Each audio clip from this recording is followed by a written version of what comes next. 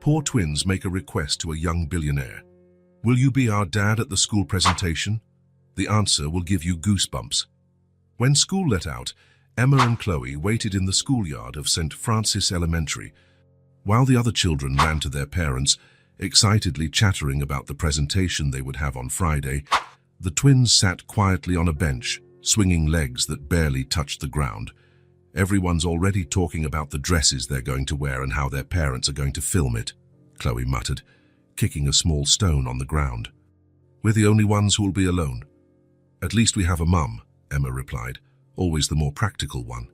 Even if she can't come, Chloe pouted.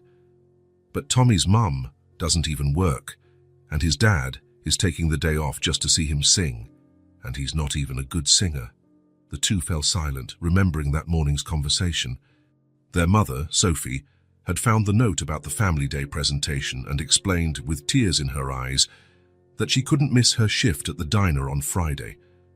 It was the busiest day of the week, and she was already hanging on by a thread after having to miss a day when Emma got sick last month. That's when the twins noticed a shiny black car parking across the street. A young man in a dark, well-tailored suit got out of the vehicle. He glanced at his watch, impatient, and took out his phone. Look at that man, Chloe nudged her sister. He looks important. Emma watched the stranger with curiosity. Do you think he's someone's dad? No, Chloe answered thoughtfully. I've never seen him before. The man began to pace back and forth on the sidewalk, talking on the phone, looking a bit lost or late. Chloe suddenly stood up from the bench. Let's go talk to him. What, why? Emma asked, startled by her sister's suggestion. I don't know, Chloe shrugged, already determined. I just have a feeling. Mom told us not to talk to strangers, Emma reminded her, hesitating. We're just going to ask if he's lost, Chloe replied, already pulling her sister by the hand. Come on. Without giving Emma time to protest further, Chloe started walking decisively toward the gate. Emma followed reluctantly, glancing back to see if any teachers were watching them. The twins left the school gate and stopped on the sidewalk. The man was across the street, still on his phone. Let's wait for him to hang up, Chloe whispered, as if they were on a secret mission. The man was having a complicated day. The GPS had led him to the wrong address, and now he was late for an important meeting. Tell Mr. Martinez I'll be there in 20 minutes. Tops, he said into the phone, then hung up.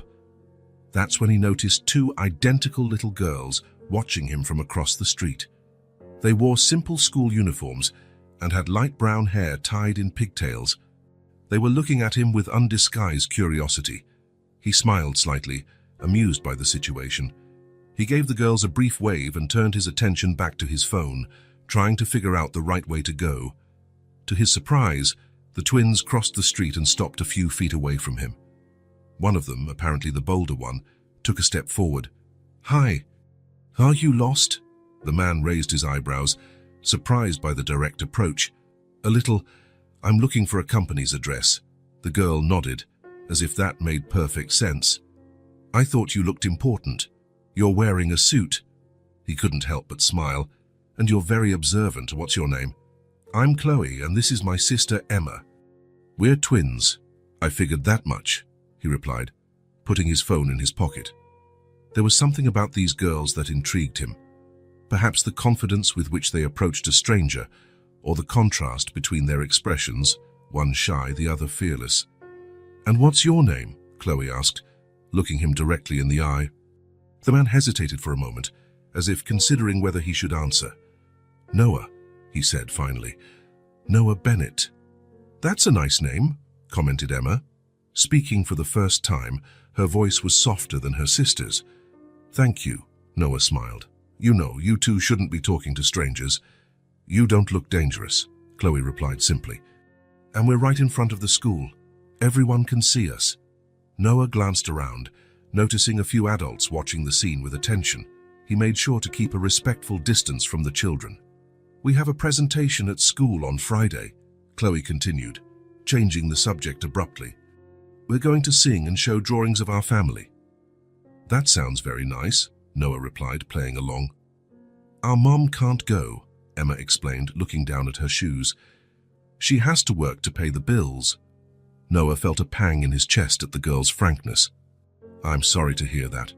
Everyone is bringing their parents," Chloe added, her voice revealing her sadness. "We're the only ones who will be alone on stage." "We only have our mom," Emma continued, "but she has 2 jobs." "The teacher said someone from the family has to be there," Chloe said, looking at her shoes. "But we don't have anyone else. That must be tough for you," Noah commented, genuinely touched. "It's worse at the presentations," Emma said quietly, "when everyone has someone watching and clapping for them." "Tommy is bringing his mom and dad," Chloe recounted, crossing her arms, "and he can't even sing right. He sounds like a frog." Noah couldn't hold back a laugh. "And you two, do you sing well?" "The teacher says we do," Emma replied with a small smile. "We practiced a lot." "I'm the best in the class," Chloe stated with conviction, "but no one will be there to see it." "I'm sure you'll do great," Noah said, glancing at his watch. He really needed to go, but something about these girls stopped him from just saying goodbye and leaving. "Do you have kids?" Chloe asked, observing him with curiosity. Noah shook his head. "No, I'm not married." "Why not?" Chloe continued, ignoring her sister's disapproving look. "Chloe," Emma scolded, blushing. "You don't ask that." Noah laughed again. "It's okay. I guess I've never found the right person." "Our mum doesn't have a husband either," Emma explained. "She says it's just the 3 of us against the world." "And you manage well, from what I can see," Noah commented with a gentle smile. Chloe looked at her sister, as if asking for permission for something. Emma gave a slight nod. "You could be our dad at the presentation," Chloe said suddenly, her voice clear and direct. "Just on Friday, to watch us sing." Noah was completely speechless. The unexpected request caught him totally off guard. "It would only be for 1 day," Emma added shyly. "No one would know you're not our real dad. We just need someone to clap for us," Chloe explained. "So we're not the only ones with nobody." "It would be at 10 o'clock, Emma said, her eyes revealing hope. "If you don't have a meeting at that time." Noah looked at the girls, surprised by the boldness of the request. Part of him wanted to say yes immediately, moved by the sadness in their eyes. But another, more rational part knew it would be strange for an adult to show up pretending to be the father of children he barely knew. I don't know if that would be appropriate," he said finally. "We hardly know each other, and we wouldn't tell anyone," Chloe insisted. "It would be our secret. I understand you're disappointed that your mom can't go," Noah said gently, "but I don't know if I can help in that way." The twins' faces lost some of their brightness. Chloe lowered her head, trying to hide her disappointment. "It's okay," Emma said with a small smile. "It was just an idea." "A silly idea," Chloe muttered. "It's not silly," Noah hurried to say, touched by their sadness. "It's just complicated." "We understand," Emma replied, pulling her sister by the hand. "Sorry to bother you." "You didn't bother me," Noah assured them. "It was a pleasure meeting you." "We have to go," Chloe said, her voice less cheerful than before. "The teacher will get worried." "Of course," Noah nodded. "Good luck with the presentation. I'm sure you'll do great." The twins waved a brief goodbye and started to walk away. After a few steps, Chloe stopped and turned around. "It's at St. Francis Elementary," she said, pointing to the building behind them. "Friday, 10 o'clock. In case you change your mind." Before Noah could respond, the girls had already crossed the street and were entering the school gate. He watched them until they disappeared into the yard. His phone rang, bringing him back to reality. It was his assistant wanting to know why he hadn't arrived at the meeting yet. "I'm on my way," Noah replied, getting into his car. As he drove, he couldn't get the encounter with the twins out of his head. There was something about them that had touched him deeply. The request for him to pretend to be their father for a day was absurd. Of course, he barely knew them. He had no obligation to them. And yet, the thought of them being alone on stage, while all the other children had their parents in the audience, bothered him more than he wanted to admit. "St. Francis Elementary," he muttered to himself. "Friday, 10 o'clock. On Friday, the auditorium of St. Francis Elementary was packed with eager parents, some with cameras, others with flowers to give their children after the show.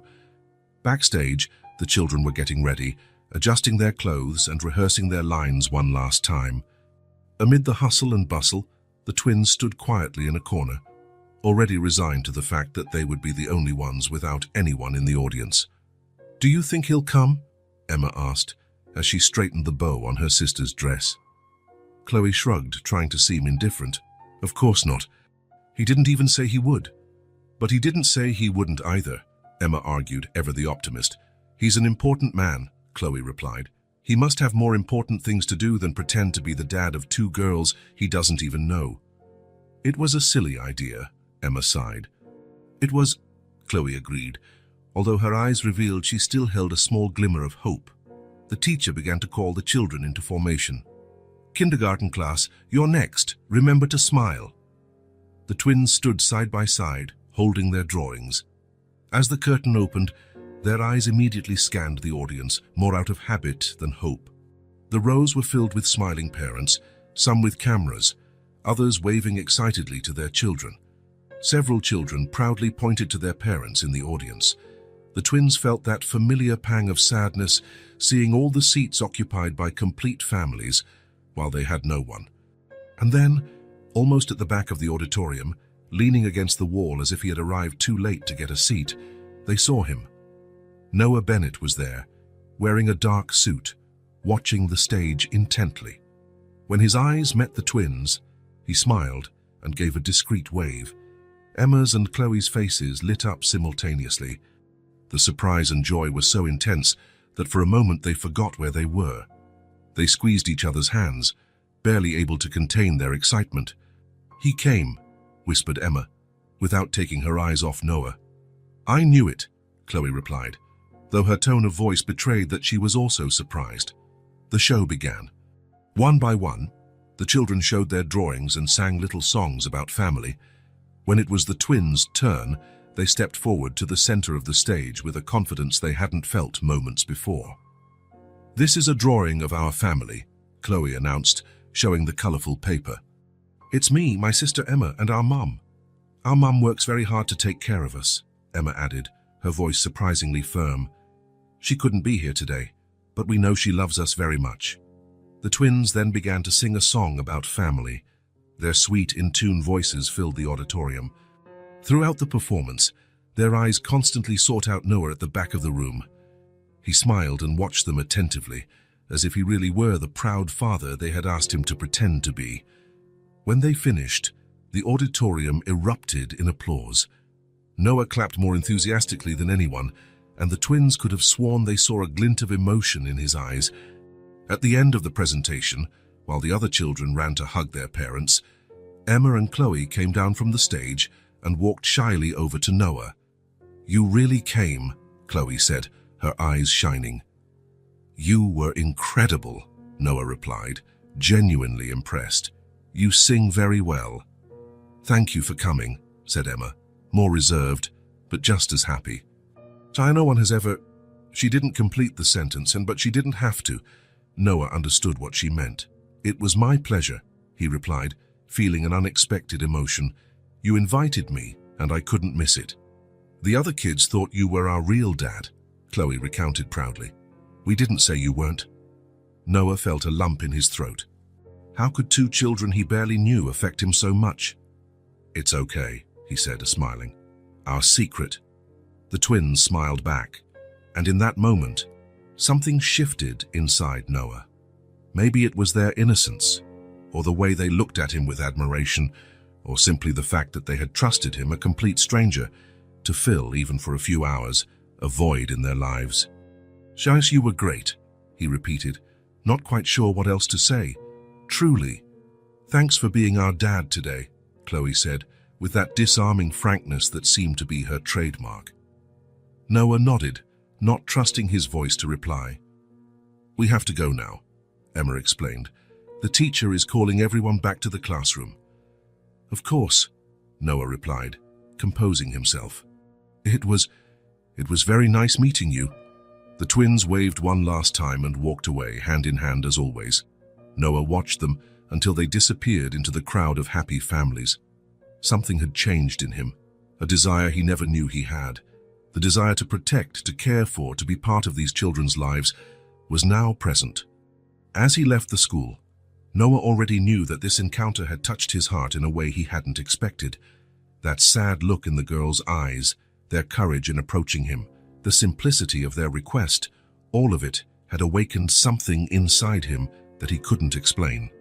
What he didn't imagine was how that simple, innocent request would change his life forever.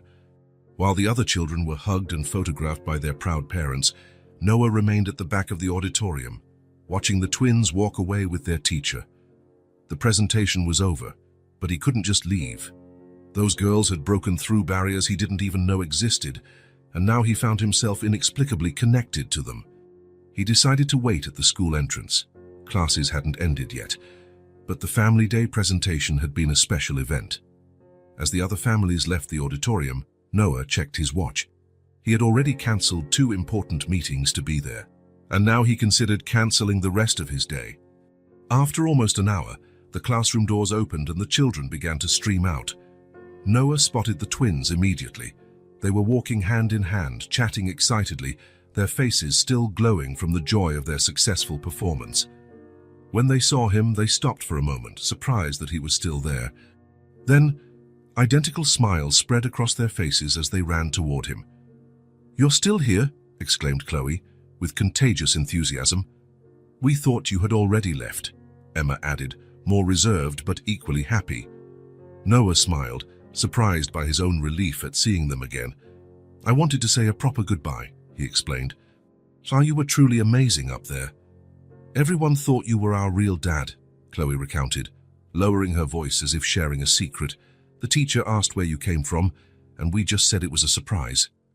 Noah laughed, fascinated by the girl's spontaneity. A sudden idea popped into his head, and before he could think better of it, the words were already out. "Have you had lunch yet? I was thinking we could get something to eat together, to celebrate the presentation." The twins' eyes widened in perfect sync. "Like at a restaurant?" Chloe asked, incredulous. "If you'd like," Noah replied, realizing too late that he might be crossing a line. "Of course, if you don't have other plans or if you don't need to go home." "We don't have plans," Emma hurried to say. "We usually go home by ourselves and make a sandwich. Mom only gets home from her first job at 3, Chloe explained. Noah felt a pang of sadness imagining the girls going back to an empty apartment, preparing their own lunch. Children of 6 or 7 shouldn't have to spend so much time alone. "So, what do you think?" he asked. "I know a place nearby with the best milkshakes in town." "Milkshakes?" Chloe's eyes sparkled. "Can we really?" "Of course," Noah smiled. "You deserve it, after that performance." Emma, always the more cautious one, hesitated. "Mom said we shouldn't go to places with strangers." "She's right," Noah agreed seriously. "That's a very important rule. But we know each other now, don't we? And we're in public, where everyone can see us." Emma considered for a moment, then nodded. "I guess it's okay, just this once. What do you think, Chloe?" "I think I'm hungry," Chloe replied promptly, making Noah laugh. "It's settled then," he said, offering a hand to each of them. "Let's go celebrate your performance." The twins took his hands without hesitation, and together they walked to the car.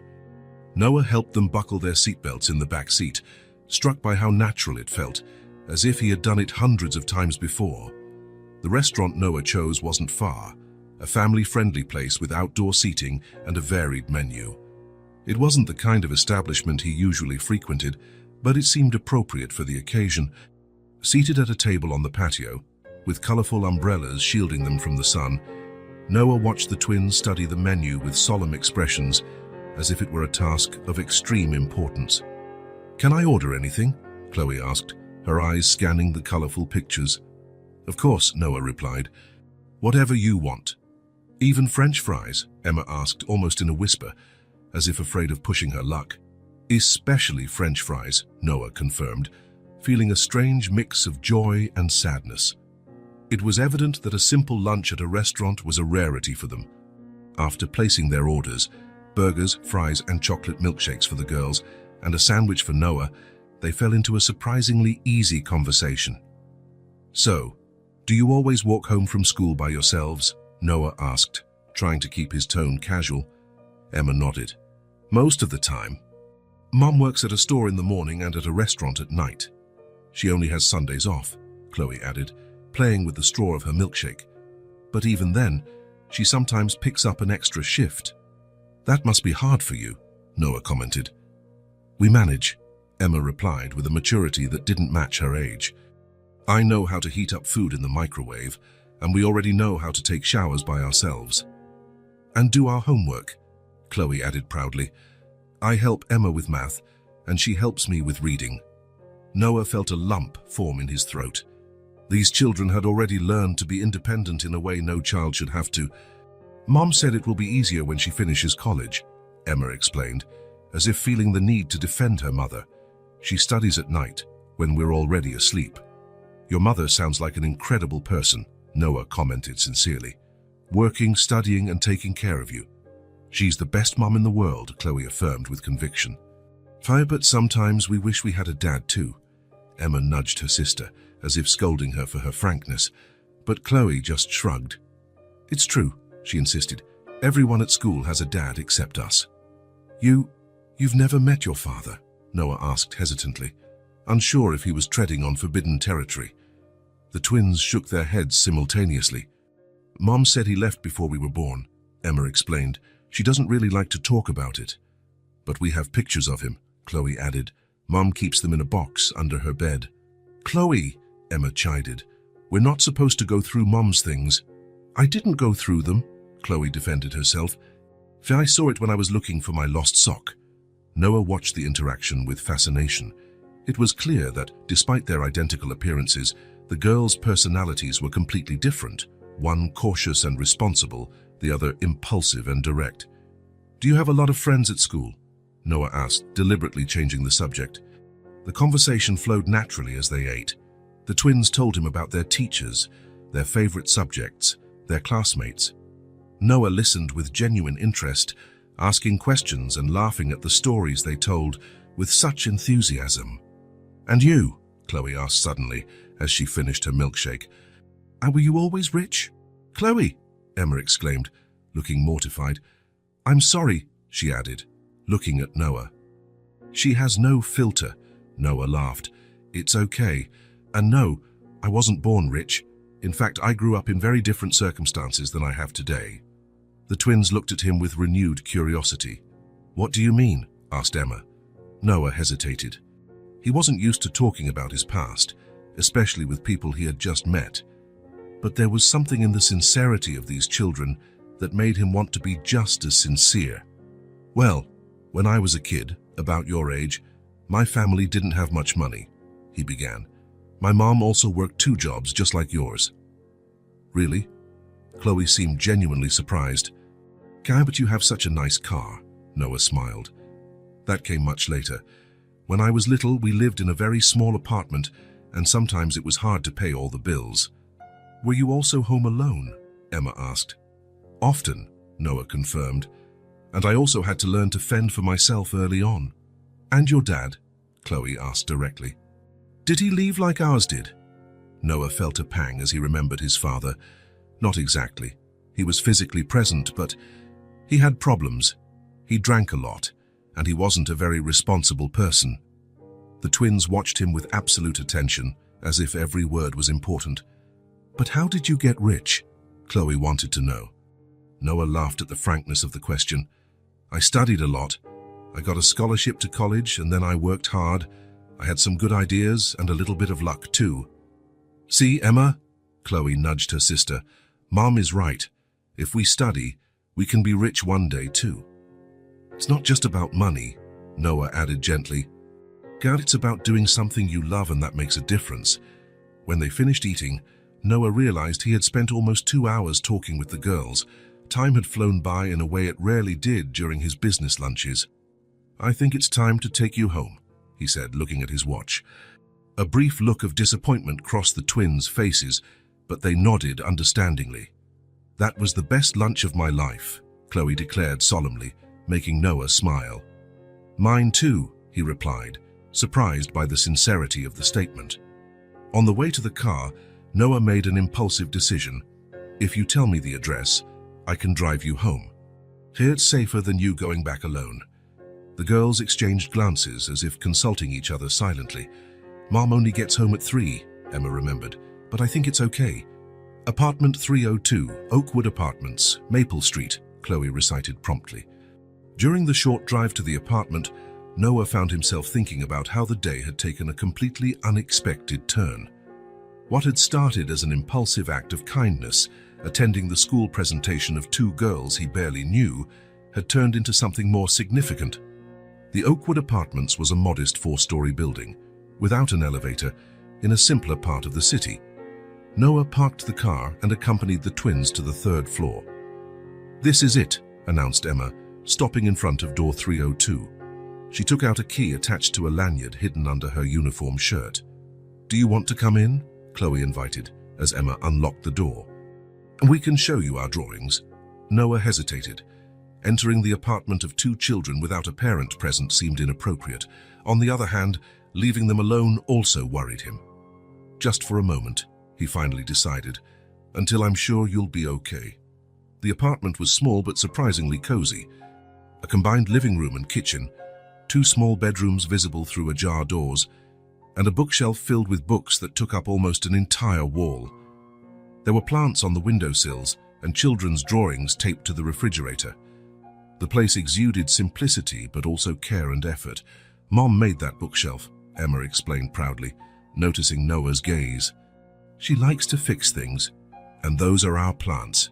Chloe pointed to the small pots on the windowsill. "We take care of them every day." Noah was about to comment on the apartment when he heard the sound of keys at the door. The twins turned, surprised. "It's Mom!" exclaimed Emma. "She never gets home this early." The door opened, and a young woman entered carrying a grocery bag. She looked tired, but smiled when she saw her daughters, until she noticed Noah standing in her living room. The smile vanished instantly, replaced by an expression of shock. The bag slipped from her hands, scattering apples across the floor. "Girls, who is—" she began, but her voice failed as she looked directly at Noah. "Mom, this is Noah," Chloe explained excitedly, seemingly oblivious to the sudden tension. "He came to our presentation today. And then he took us to lunch," Emma added. "We had burgers and milkshakes." Sophie Bennett remained motionless, her face now as pale as paper. Her eyes, identical to her daughter's, were fixed on Noah, a mixture of recognition and poorly concealed panic. "A pleasure to meet you," Noah said, extending his hand automatically, even as he sensed something strange was happening. "The girls invited me in. I hope you don't mind." "Your face looks familiar," he added, trying to understand why the woman in front of him seemed so disturbed by his presence. Sophie swallowed hard, forcing a tense smile as she bent down to pick up the scattered apples. "You must be confusing me with someone else," she replied quickly, avoiding his gaze. "We've never met before." But there was something in the way she said it, an underlying tension, almost a tremor in her voice, that made Noah doubt it immediately. He knew this woman from somewhere. He was sure of it. But where? "Mom, Noah grew up without much money too, just like us," Chloe exclaimed, oblivious to the palpable tension between the adults. "And now he's rich and has an amazing car." "Chloe, Emma, why don't you go change your clothes?" Sophie suggested, finally looking at her daughters. "I need to talk to Mr. Bennett." The girls looked like they were about to protest, but something in their mother's tone made them obey without question. Reluctantly, they headed to their room, casting curious glances over their shoulders before closing the door. When they were finally alone, the silence between Noah and Sophie was almost palpable. He watched her more closely, the light brown hair tied in a simple bun, the tired but still intensely green eyes identical to her daughter's. "Guys, I really feel like I know you from somewhere," Noah insisted gently. Sophie took a deep breath as if gathering courage. Her eyes finally met his, and in that moment, Noah felt something, a connection, a memory trying to surface. "You should leave," she said, her voice a bit firmer now. "And please, don't come back." The girls don't need false hope in their lives. False hope, Noah repeated, confused. I just came to their presentation and brought them home safely. And why would you do that? Sophie questioned, crossing her arms defensively. Why would a man like you be interested in two children you barely know? The question caught him off guard. Why, indeed? What had motivated him to attend the presentation, to invite them to lunch, to bring them home? They asked me to, he replied simply, because it was the truth. They wanted someone in the audience, and I couldn't say no. For an instant, Sophie's expression softened, as if she understood exactly what he meant. Her daughters had that effect on people, the ability to break down barriers with their disarming sincerity. But then, as quickly as it appeared, the softness was gone, replaced by determination. I appreciate what you did, she said, opening the door in an obvious invitation for him to leave. But it would be better for everyone if this doesn't happen again. Noah felt a strange reluctance to leave, as if he were leaving something important behind. But he respected her wish, heading for the door. They are extraordinary children, he said, pausing in the doorway. You must be very proud. For a moment, Sophie looked like she was about to say something more. There was a visible struggle in her eyes, as if she were debating some important decision internally. But in the end, she just nodded. Thank you, Mr. Bennett. As the door closed behind him, Noah couldn't help but feel that this wasn't really a goodbye. There was something inexplicable about that family, something that drew him in a way he couldn't understand. And that feeling of familiarity when looking at Sophie, it wasn't just his imagination. He knew her, he was sure of it. He just couldn't remember from where. 3 days had passed since the tense encounter at the twins' apartment, and Noah couldn't stop thinking about them. The image of the girls singing on stage, their faces lit up at seeing him in the audience, the simplicity with which they shared their lives over lunch, it all kept coming back to his mind at the most unexpected moments. And then there was Sophie, with her startled look of recognition. Noah still couldn't remember where he had met her before, but he was sure their paths had crossed at some point. The way she reacted made it clear that it hadn't been just any encounter. Sitting in his luxurious office, Noah found himself ignoring important reports and staring out the window, lost in thought. His assistant had already asked twice if everything was okay, noticing his unusual distraction. Mr. Bennett, Sarah called from the door, interrupting his reflections. The CFO is waiting for the 2 o'clock meeting. Cancel it, Noah replied abruptly. Cancel all my appointments for the rest of the day. The assistant hesitated, surprised by the request. In 6 years of working for him, she had rarely seen him cancel meetings without an urgent reason. Did something happen? She asked, concerned. Noah shook his head, already grabbing his jacket. No, nothing serious. I just need to take care of a personal matter. 20 minutes later, he was parking his car in front of a large shopping mall. He didn't have a specific plan, just an impulse he couldn't explain even to himself. As he walked through the bright corridors of the department store, he stopped in the children's section. School uniforms and sneakers, backpacks, notebooks. The shelves were full of items that most parents bought without a second thought, but which for some families represented significant sacrifices. Noah remembered Emma's casual comment during lunch about how they had to save everything, even colored pencils, to make them last the whole year. Without hesitation, he began to select items, 2 complete sets of uniforms for each girl, new backpacks, notebooks, pencil cases filled with colored pencils, and sneakers, comfortable and good quality, not the cheapest ones on the shelf.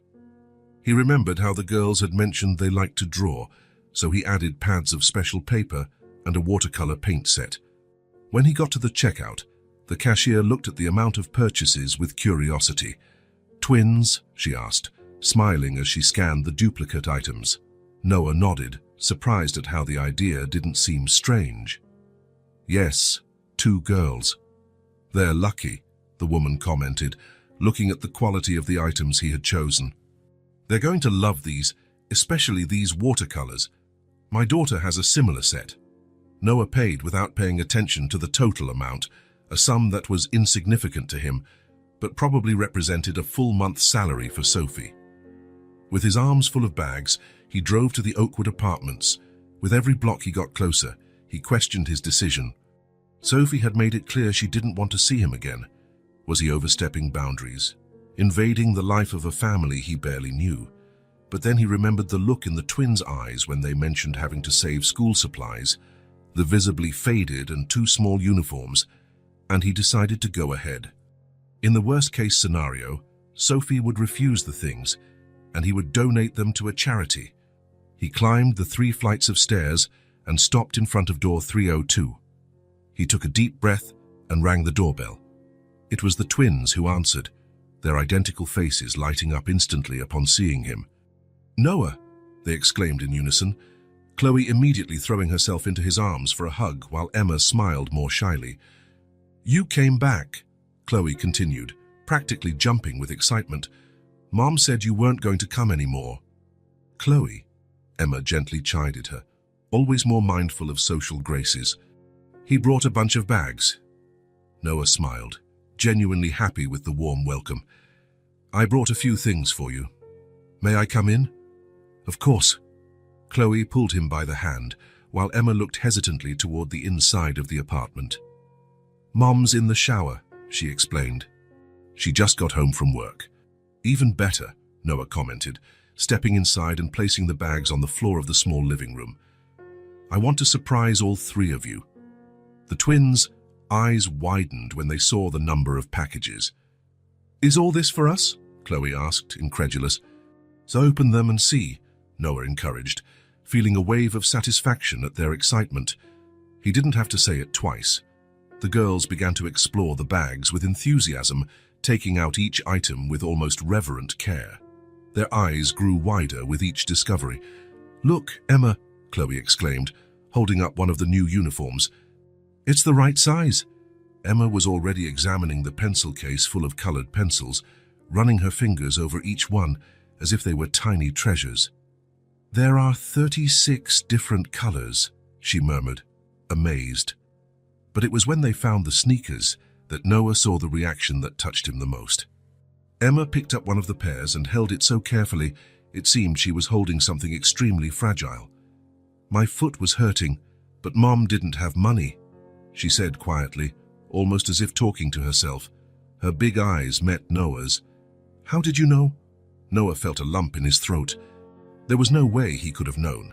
It had just been a guess, based on his own childhood, when a new pair of sneakers was a rare luxury. "I just thought you'd like them," he replied simply. At that moment, the bathroom door opened and Sophie appeared, wearing simple clothes and with damp hair. She froze when she saw Noah, and then her eyes registered the open bags, the scattered gifts, and her daughter's radiant faces. "What is going on here?" she asked, her voice a mix of surprise and concern. "Mom, look what Noah brought," Chloe exclaimed, running to show her the new uniform.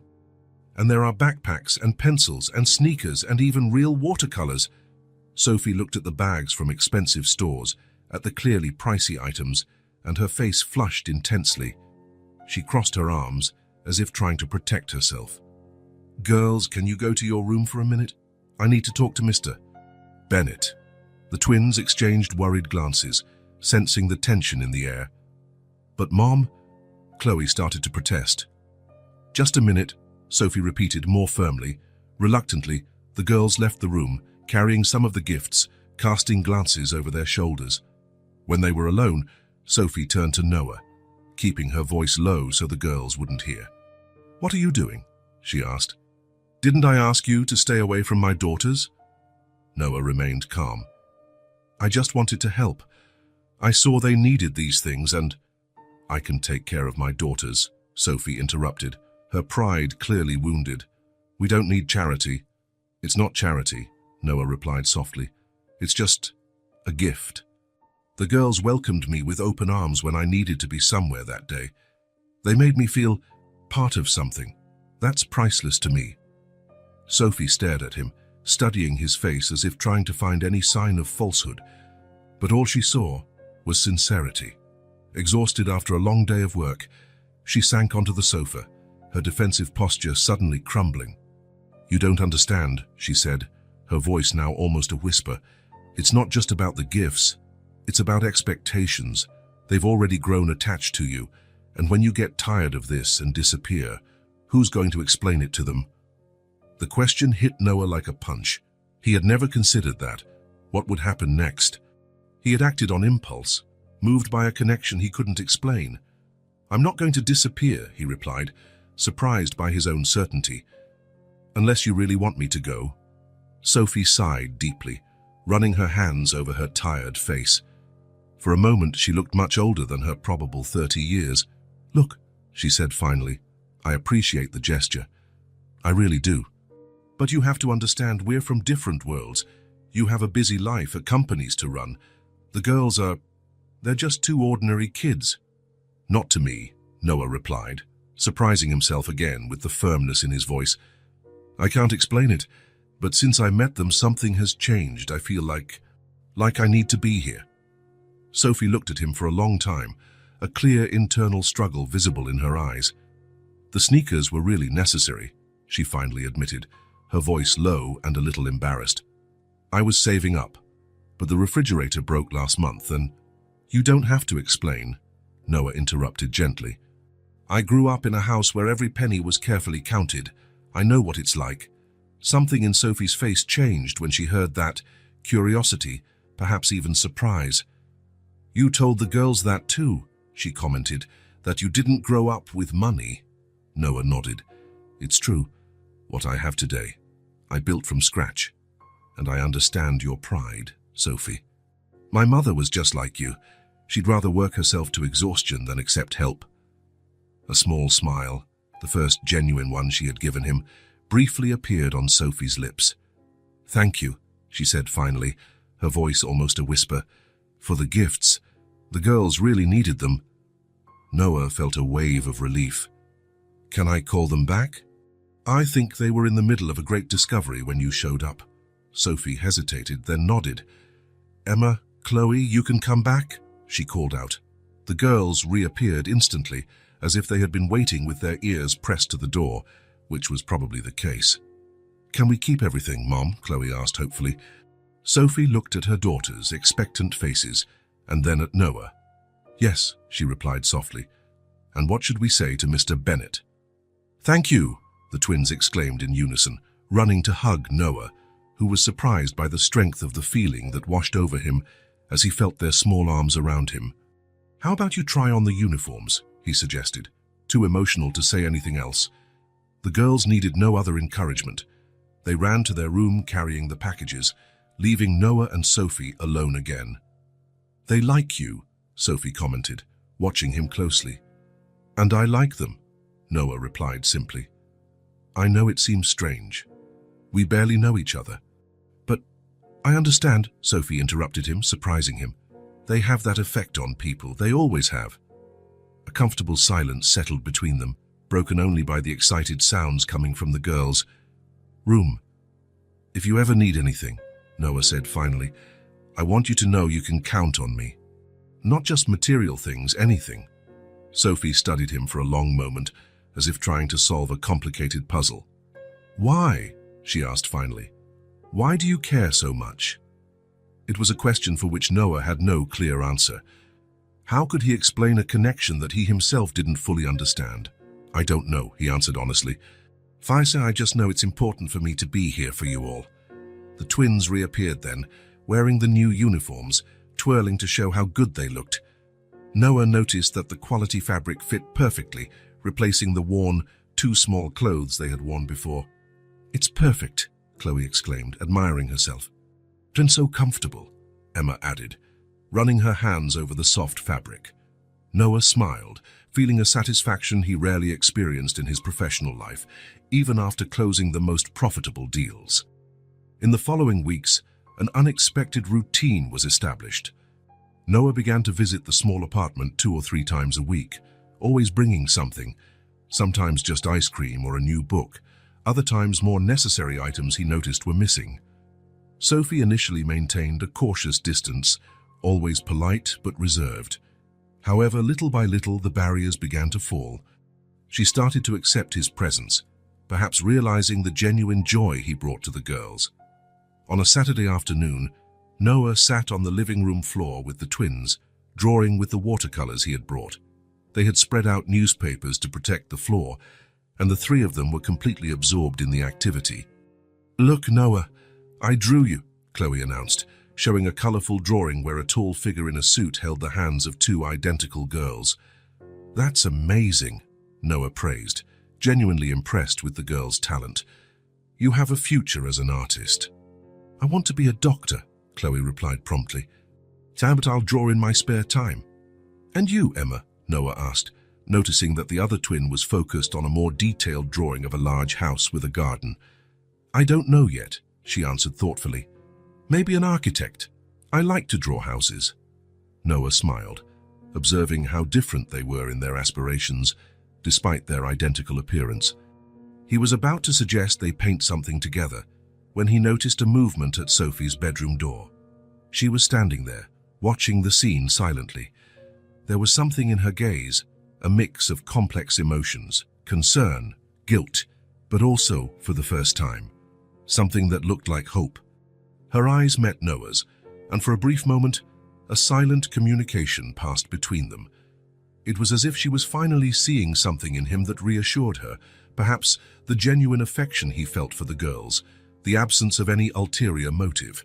Sophie quickly looked away, returning to her room, but Noah had seen enough to understand that something had changed. A barrier had fallen. Later, after the twins had gone to bed, Sophie walked him to the door. "They've never had a male figure in their lives," she said softly. "They're getting attached to you very quickly." "That worries you," Noah observed. Not as a question, but a statement. Sophie nodded. "At first, yes. A lot. But now," she hesitated, as if carefully weighing her next words. "Now I'm starting to think it might be good for them." "I'm glad to hear that," Noah replied, feeling a relief he didn't know he was waiting for. "They are incredible kids, Sophie. You've done an amazing job raising them on your own." A soft blush colored Sophie's cheeks. "Thank you," she murmured. "And thank you for everything you've been doing. Not just the material things, Gahan, but for being present." As he walked down the stairs of the building, Noah reflected on how his life had changed in such a short time. Before, it was just work and more work, endless meetings and profitable deals, but without any real connection. Now, his most anticipated days were those when he visited the small apartment on Maple Street. What had started as an innocent request, to be a dad for a day, had turned into something much deeper and more meaningful. Sophie closed the door and leaned against it, taking a deep breath. She walked silently to the twins' room and stood watching them sleep.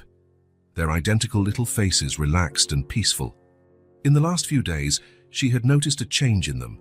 They were happier, more confident. The new uniforms and school supplies had done wonders for their self-esteem. But it was more than that. It was Noah's constant presence, the genuine interest he showed in their small achievements and dreams. Sophie sat on the edge of the bed, a lump forming in her throat. A dilemma that had tormented her for years was now taking on new dimensions. The truth she kept hidden weighed more and more heavily on her chest. "Should I tell him?" she whispered to herself, gently stroking Emma's hair. "Does he have the right to know?" The fear of what could happen paralyzed her. What if he became furious that she had hidden the truth for so long? What if he wanted to take the girls from her, or worse, what if, after knowing, he lost interest and disappeared completely? But there was also another possibility, one that was beginning to seem less and less unlikely. What if he was really different from what she feared? What if he really cared about the girls as much as he seemed to? Sophie wiped away a silent tear. The most difficult decision of her life was approaching, and she knew she couldn't postpone it for much longer. The clock showed almost 9 o'clock when Noah arrived at the twins' small apartment. It wasn't his usual visiting time. He usually came earlier, to have time to play with the girls before dinner. But today Sophie had called, asking him to come after the children were asleep. There was something in her voice, a tension, a restrained urgency that had worried him all day.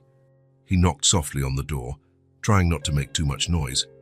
Sophie answered almost immediately, as if she had been waiting near the entrance. Her eyes looked tired, with small shadows underneath that he had never noticed before. "Thanks for coming," she said quietly, stepping aside for him to enter. The girls just fell asleep. Did something happen?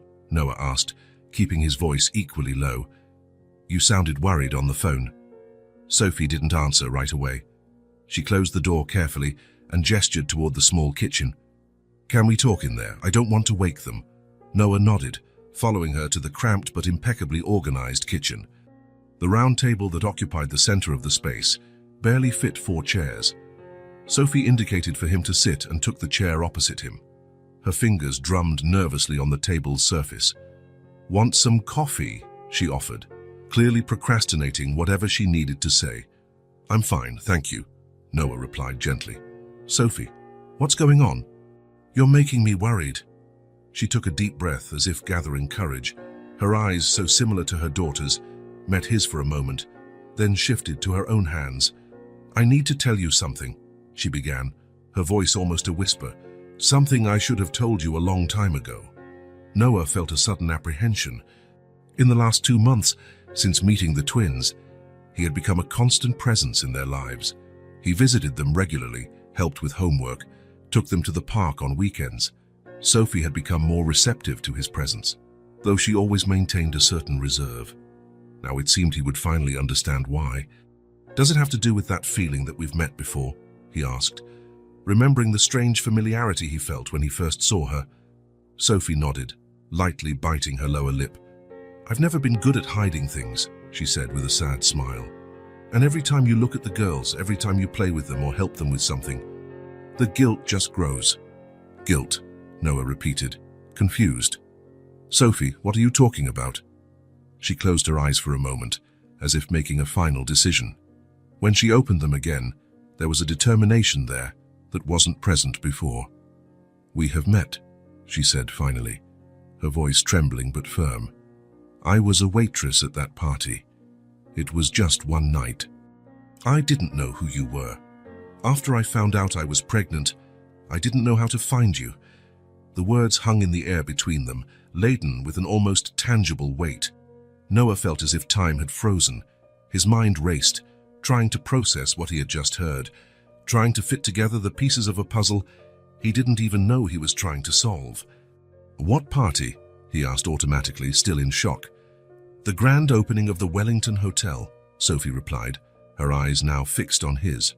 Almost 7 years ago, I was working as a temp waitress, needed the money for college. You were there, celebrating some kind of business deal. Slowly, the memory began to surface. The Wellington Hotel, one of the first major projects he had financed. The opening party had been extravagant, with champagne flowing freely and the city's elite all present. He had drunk more than usual, celebrating the success of the venture. You were wearing a black uniform, he murmured, the memory coming back now. Hair tied up, different from the curls you have now. Sophie nodded, a tear silently trickling down her cheek. You bumped into me near the restroom, she continued. I dropped a tray of glasses. You offered to pay for it, said you wouldn't tell anyone. We started talking, and we ended up in my hotel room, Noah completed, the memory now crystal clear. One night. A single night with a beautiful waitress whose name he barely remembered the next morning. A casual encounter that meant nothing, or so he thought at the time. I had never done anything like that before, Sophie said, as if she needed to explain. I was never the type of person who... But there was something about you, a connection.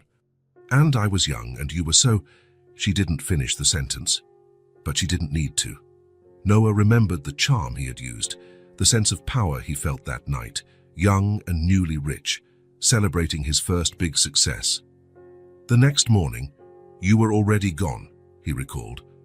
I left money on the nightstand. Sophie winced. I didn't take it.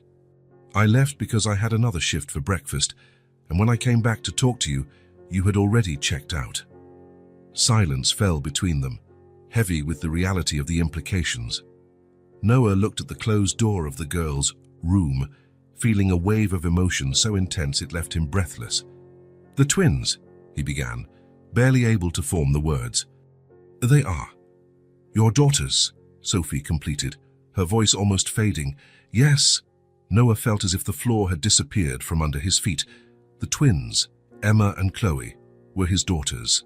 The small hands that held his when they went to the park, the identical smiles that greeted him at the door, the curious questions about his work. All this time, he had been building a relationship with his own daughters without knowing. "Why didn't you look for me?" he asked, his voice hoarse with emotion. "I tried," Sophie replied, the tears now flowing freely. "When I found out who you really were, not just some hotel guest but Noah Bennett, the businessman, I thought about finding you. I even went to your office once, but what? I saw you leaving with a model, I think, getting into a limousine. It seemed like such a different world from mine," she explained, wiping her tears with the back of her hand. "Who was I? A pregnant waitress you would barely remember. What kind of reception would I get? What if you thought I was after your money? Or worse, if you demanded a DNA test and tried to take the babies from me?" Noah closed his eyes, feeling the weight of the situation.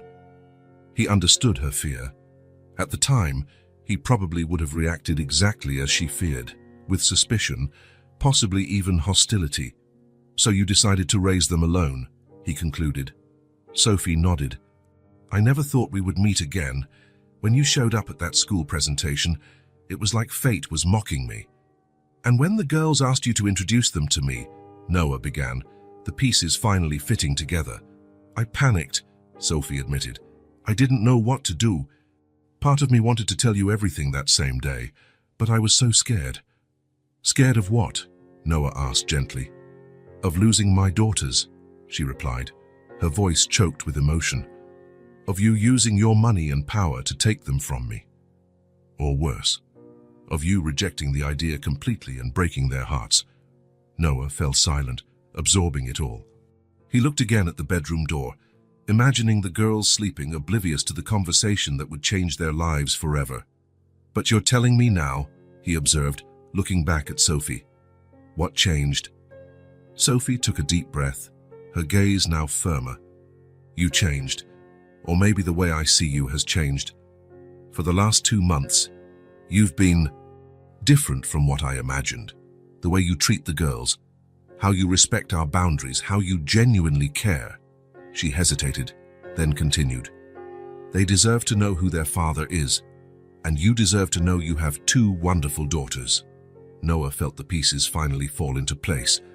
The inexplicable connection he had felt upon meeting the twins, the familiarity in Sophie's face, the way he felt so comfortable in that small apartment, it all made sense now.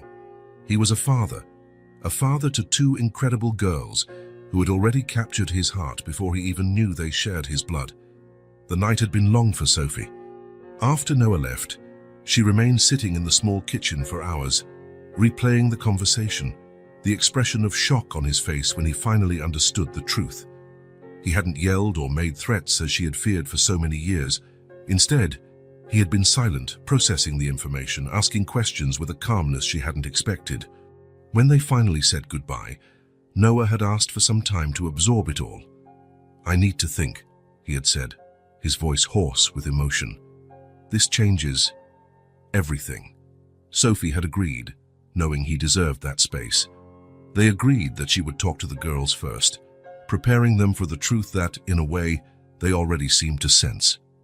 Now the next morning, Sophie felt exhausted but strangely light, as if a huge weight had been lifted from her shoulders. The truth was finally out, after so many years of secrecy. Emma and Chloe woke up early, as they always did on Saturdays, eager to enjoy the day. Usually, Noah would show up around 10 perhaps to take them to the park or the children's museum. The girls were already in the living room, drawing with the watercolors he had brought weeks ago. "Girls," Sophie called softly, sitting on the sofa. "Can we talk for a bit?" The twins looked up from their drawings, curious about their mother's serious tone. "Is something wrong?" Emma asked immediately, always the most perceptive about adults. "Mood shifts." "No, sweetie," Sophie replied, trying to smile. "Actually, it's something important. Can you come sit here with me?" The girls exchanged a look, that silent communication they always had, and got up, leaving their drawings on the floor. They sat on either side of Sophie on the small sofa. Sophie put her arms around her daughter's shoulders, pulling them closer. Her heart was beating fast, nervous, but she knew she had to do this. "Remember when you asked me about your dad?" she began, keeping her voice calm. The twins nodded simultaneously, suddenly attentive. "And I said he had left before you were born, and that I didn't know how to find him." "Yes," Emma replied. "You said he didn't know about us." Sophie took a deep breath. "That's right. I was never able to tell him that you existed, but something incredible happened." "What?" Chloe asked, her big eyes fixed on her mother's face. Sophie stroked her daughter's identical hair, trying to find the right words. "Sometimes, life surprises us in ways we can't imagine. Sometimes, people we've lost touch with reappear when we least expect it." "Mom," Chloe interrupted, impatient as always. "What are you trying to say?" Sophie smiled, despite her nervousness. Chloe always got straight to the point. "Noah is your dad," she said finally, her voice soft but clear. There was a moment of absolute silence. The twins looked at each other, that silent communication once again, their identical faces registering the same initial surprise, followed by something Sophie didn't expect, a kind of understanding, almost as if a suspicion had been confirmed. "We already thought he was our daddy," Emma said at last, her voice small but sure. Sophie blinked, surprised. "You thought so?" Chloe nodded vigorously. "He looks like us. He has the same smile as Emma and the same eyes as me. And he just showed up out of nowhere, after we wished for a dad," Emma added, with the simple and direct logic of children. It seemed too magical to be a coincidence. Sophie felt tears welling up in her eyes. All this time, while she had tortured herself with secrets and fears, her daughters had made the connection with the pure intuition that only children possess. "But you said you didn't know where our dad was," Chloe remembered, frowning in confusion. "And I didn't," Sophie confirmed. "It was truly a coincidence that he showed up at your school that day. I had no way of knowing he would be there, or that you would find him. So it really was magic," Chloe concluded with conviction. Sophie smiled through her tears. "Maybe it was. Sometimes life works in mysterious ways." "Why didn't you tell us sooner?" Emma asked, always the more practical one. "When he started visiting us." Sophie sighed. "I was scared," she admitted honestly. "Scared of how he would react, scared that he might be angry with me for not telling him sooner." "And was he angry?" Chloe asked, her big eyes revealing a hint of concern. "No," Sophie replied, remembering Noah's restrained reaction the night before. "He was surprised, of course, but not angry." "Is he still going to come back?" Emma asked, the real worry now emerging. Sophie hugged them both tighter. "Of course he will. He just needs a little time to take in the news.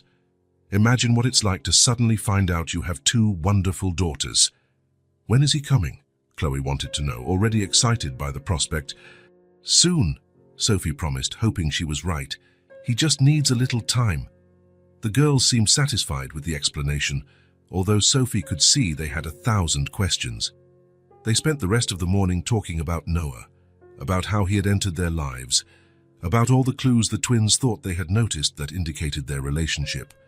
Sophie listened in amazement at their perspective, realizing that, in many ways, her daughters had understood the situation better than she had herself. The following days were filled with anxious waiting. Sophie had tried calling Noah once, but it went to voicemail. She decided to respect the space he had asked for, though each day of silence increased her worry. The girls asked about him every morning before school and every night before bed. "Is he coming today?"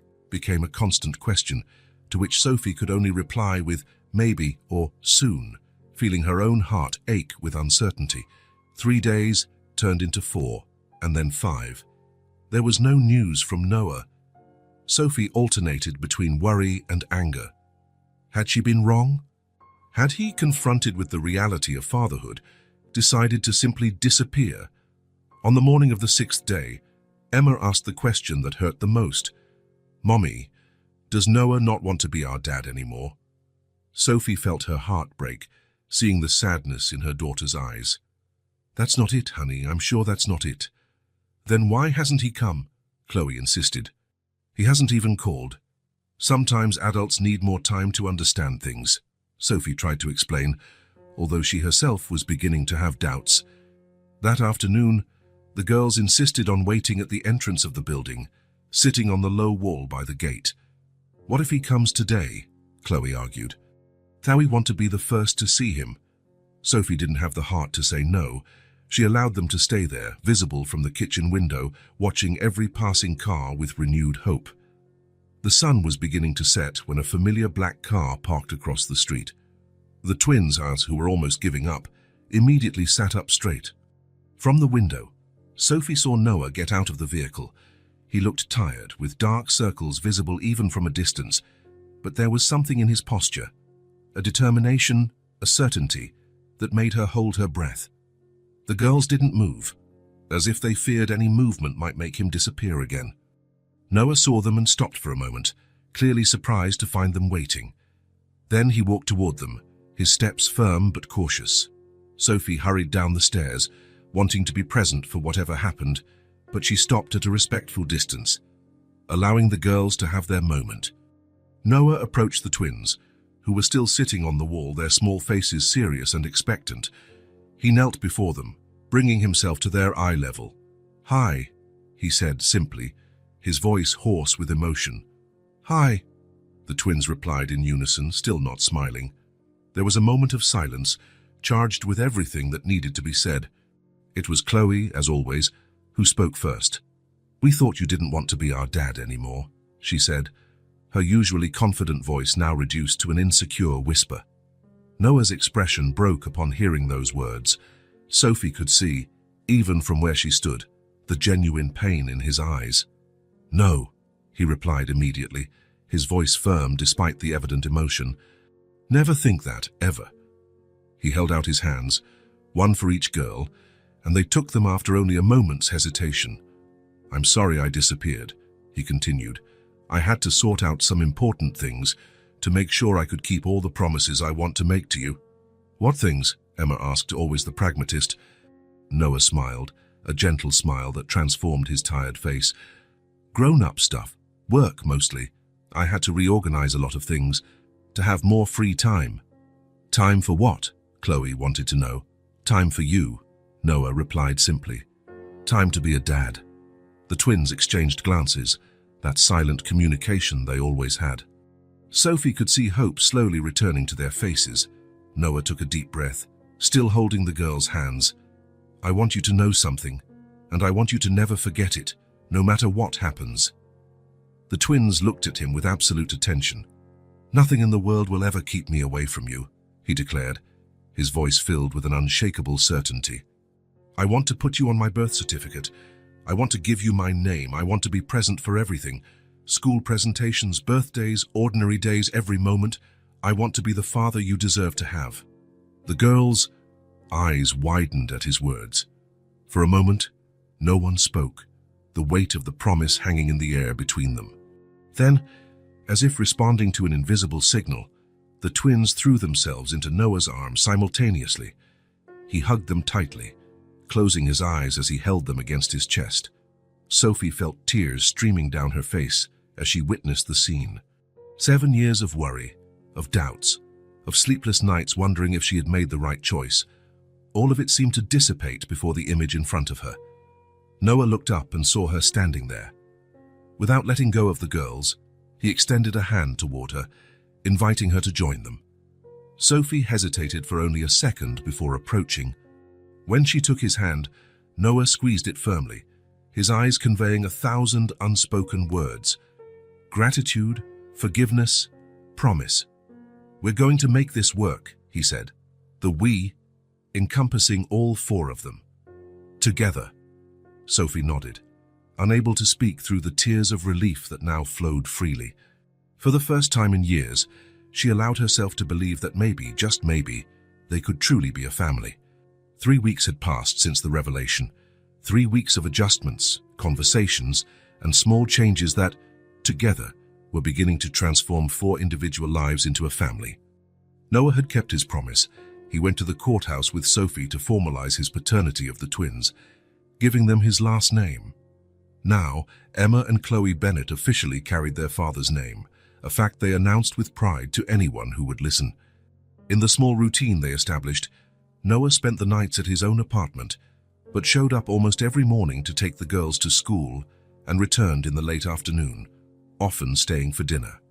Sophie watched, amazed, as he took on the role of a father with a naturalness no one would expect from someone who had just discovered he had 7-year-old twin daughters. On a Friday, Noah arrived earlier than usual. The twins were still at school and Sophie had managed to get a rare day off from work. "I have a surprise," he announced as she opened the door, an enigmatic smile on his face. "What kind of surprise?" Sophie asked, genuinely curious. Lately, she had allowed herself to let her guard down a little more each day, seeing how consistent and reliable Noah proved to be. "Actually, there are several surprises," he replied, entering the small apartment.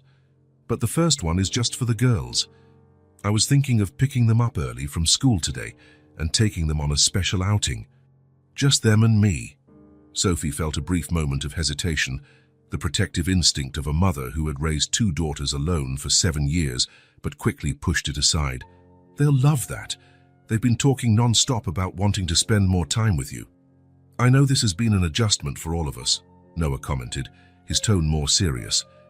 "Especially for you, having to share the girls after so long alone with them." Sophie appreciated his sensitivity. "It's been easier than I imagined," she admitted. "Seeing their happiness makes up for any adjustment." Noah nodded, clearly pleased with the answer. "So, can I pick them up today? I promised to bring them back for dinner." "Of course," Sophie agreed. "I'll call the school and let them know you'll be picking them up."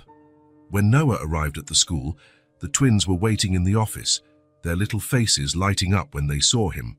It was still a novelty for them, being picked up by their dad, being able to say, "My dad is picking me up today," like the other kids. "Where are we going?"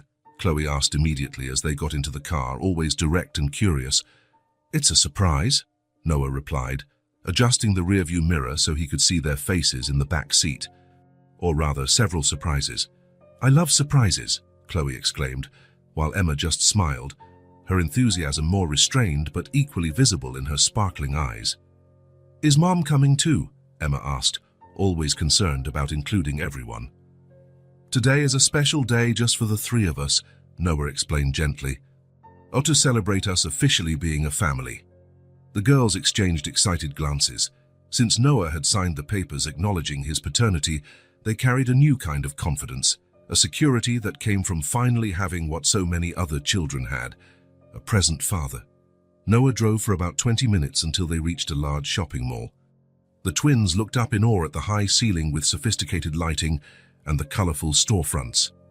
"First stop," Noah announced, guiding them to a huge toy store, the kind that looks like a children's paradise, with themed sections and interactive displays. The twins' eyes widened as they entered, and it was very different from the small neighborhood toy stores they occasionally visited with Sophie, usually just to browse or buy a modest birthday present. "You can pick whatever you want," Noah said, smiling at their astonished expressions. "No limits today." "Anything?" Chloe asked, incredulous. "Anything," Noah confirmed. "We're setting up a new room for you, remember? We need proper toys for it." The girls looked at each other for a moment, as if consulting one another in their silent communication, and then set off in slightly different directions. Emma to the section with educational games and books, Chloe straight to the flashiest and most colorful toys. Noah followed them, watching with interest the distinct choices they made. Emma selected carefully, examining each item before deciding if she wanted it, while Chloe quickly accumulated a pile of things that caught her eye. "I don't think we can take all of this," Emma commented worriedly, looking at Chloe's growing collection. "Today you can," Noah assured her. "It's a special day." After nearly an hour, the girls had selected an impressive variety: board games, picture books, science kits, dolls, building blocks, and a dollhouse big enough for them to play with together. As the staff packed everything up, Noah led them to the next stop, an elegant children's boutique, with clothes that looked like they were straight out of a catalogue. "Now," he said, "we need new clothes to go with the new toys." The twins seemed almost intimidated as they entered the sophisticated store. A sales associate approached, smiling kindly. "Can we help you with anything specific today?" "We're looking for a complete wardrobe for my daughters," Noah replied, feeling a special warmth as he said, "my daughters," out loud. "Clothes for all occasions." The sales associate nodded, professional but visibly excited at the prospect of a large sale. "We have beautiful collections for girls. Would you like to see something more casual or clothes for special occasions?" "Both," Noah answered, "and anything they like." Once again, the twins' different personalities emerged. Emma went for the more classic and practical pieces, while Chloe was drawn to everything colorful and eye-catching. The associate, in noticing their preferences, began bringing options that matched each of their styles. Emma tried on a simple but elegant dress, made of light blue cotton with small embroidered details. When she came out of the dressing room, she stood in front of the mirror, almost not recognizing her own reflection. "Hi, it looks beautiful on you," Noah commented, genuinely impressed with how the dress brought out the blue in her eyes. His eyes, as he now knew. Emma ran her hands over the soft fabric, an almost disbelieving look on her face. "I've never had such a pretty dress," she murmured, more to herself than to the others. Something about that simple, honest comment hit Noah deeply. The idea that his daughter, his own daughter, had never had something as basic as a pretty dress made his heart ache. In that moment, he promised himself that Emma, Chloe, and Sophie would never again lack for anything. Neither the essentials nor the small luxuries that make life sweeter. By the end of the shopping session, the girls had completely new wardrobes: dresses, pants, blouses, coats, shoes, and even accessories like hair bows and small children's jewelry. "We're not done yet," Noah announced, to the amazement of the twins, who were already thrilled with everything they had received. "So now we're going to choose the decorations for your new room." The decor store was a paradise of colors and styles. Again, the twins' distinct preferences showed, Emma preferring softer tones and delicate patterns, Chloe opting for vibrant colors and more playful themes. "How are we going to decorate one room with such different things?" Emma asked, concerned as she saw the contrasting choices. "Don't worry about that now," Noah replied mysteriously. "Trust me, it will work out." After selecting curtains, lamps, picture frames, decorative art, and various accessories, Noah finally announced it was time for a break. He took them to an elegant ice cream parlor inside the mall, where they could choose elaborate combinations of ice cream and toppings. Sitting at a table with colorful sundaes in front of them, Noah watched his daughters savoring the sweet treat, their faces lit up with a pure joy that made all the money spent seem insignificant in comparison. "This is the best day of my life," Chloe declared between spoonfuls, making Noah smile. "Mine too," he replied honestly. There was something deeply satisfying in being able to bring joy to his daughters, in seeing them experience new things, in hearing their laughter. "What are we going to do now?" Emma asked, always the planner, already thinking about the next step. Noah checked his watch. "Now we have one last surprise, and for this one we'll need Mom too." When they returned to the apartment, Noah asked the girls not to tell about all the shopping yet. It was part of the final surprise. Sophie noticed the conspiratorial glances among the three, but didn't ask questions, happy to see the bond strengthening between father and daughters. "I have something to show all of you," Noah announced during dinner. "If you're free tomorrow morning, I'd like to take you to a special place." "What place?" Sophie asked, curious about his mysterious air. "It's a surprise," Noah replied, winking at the twins, who giggled, accomplices in the secret. The next morning, Noah picked up the family early. The girls were especially agitated, knowing that more surprises were to come. Sophie, though trying to hide it, was also visibly curious. Noah drove for about 20 minutes, leaving the city center and heading towards a quiet residential neighborhood with tree-lined streets and spacious houses. Finally, he pulled up in front of a 2-story house with a well-kept garden and a wide entrance. "We're here," he announced, turning off the engine. Sophie looked out the window, confused. "What is this place?" Instead of answering, Noah got out of the car and opened the door for her, while the twins were already jumping out excitedly. "Oh, come on," he said, guiding them up the stone path to the front door. He took a key out of his pocket and unlocked the door, gesturing for them to enter. The interior of the house was spacious and bright, with large windows that let in natural light. The living room had a high ceiling, comfortable furniture, and a stone fireplace. The adjacent kitchen was large, with marble countertops and modern appliances. Everything was impeccably clean and tastefully decorated in neutral tones that created a sense of calm and warmth. Sophie stopped in the middle of the room, looking around with a confused expression. "Noah, what is this place?" He took a deep breath, suddenly nervous. "It's a house I bought. For us." Sophie was speechless, her eyes widening in shock. "I wanted you to have a real home," Noah continued, his voice soft. "A place with enough space for everyone, with a room for each of the girls, a yard where they can play, a kitchen where we can have meals together." "But," Sophie began, clearly overwhelmed by the surprise. "Goetti, come see the rest?" Noah interrupted her gently, not wanting to press for an immediate answer. He knew it was a big step, a huge change in their lives. The twins, oblivious to the tension between the adults, were already exploring excitedly, opening doors and checking every corner. "Look, there's a room just for me," Chloe shouted from somewhere upstairs. "And another one just for me," Emma's voice echoed, equally excited. Noah smiled, hearing their enthusiasm, then turned his attention back to Sophie, who still looked stunned. "I know it's a big surprise," he said softly. "And I want you to know there's no pressure. The house is for you, regardless of how we decide to move forward as a family." Sophie met his eyes, finally seeming to find her voice. "You bought a house for us," Noah nodded. "So the girls can have the space they deserve, so you don't have to work 2 jobs just to pay the rent, so we have a place to build memories together."